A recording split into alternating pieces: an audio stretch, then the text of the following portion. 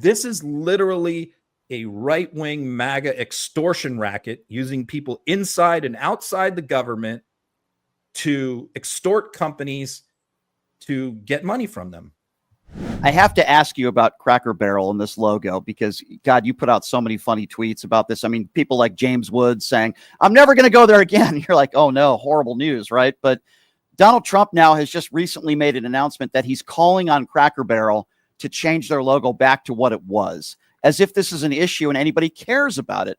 What do you make of MAGA? You know, we heard the Sidney Sweeney nonsense and now the Cracker Barrel logo. It's just so bizarre. What do you make of this? Let me explain to you what's going on here, because like nobody really gets this. So there's a comical aspect to it and there's a sinister aspect to it. The comical aspect to it is they're like that tier below the influencer level of MAGA people like Woods, who, you know, are out there like cartoon characters saying and doing all these ridiculous things about Cracker Barrel. So that's the comical thing, and we all get caught up in that. But the reality is, the sinister side of this is a very orchestrated money-making extortion operation. And there's a lot of connections between the two. And I'm trying to like tie up some of the loose ends, but it's difficult because this stuff is very opaque. Let me explain to you how this works. Okay. So Stephen Miller, as fast as I can, Stephen Miller's organization that he belonged to, that he founded, was called America First Legal. And they sue American companies for DEI, for supposedly discriminating against white people, whether it's employees, customers, supervisors, whatever. So they file all these lawsuits against companies, and it's all about an extortion racket. Then what you have is when one of these companies that they're going after, and they sued Cracker Barrel months ago for DEI, but it was, you know, they wouldn't get any traction, wasn't going anywhere. Then when a company like Cracker Barrel that they're suing does something that could be considered woke, like taking the old cracker guy off the logo, you know, this is discriminating against white crackers, you know, so, you know, that gives them the hook that they need. Then it goes to a guy called Robbie Starbuck, who's on social media. If you follow him, he's the point man for extorting the companies. He will then, and he even posted today, he organizes along with other people the social media influencer brigade.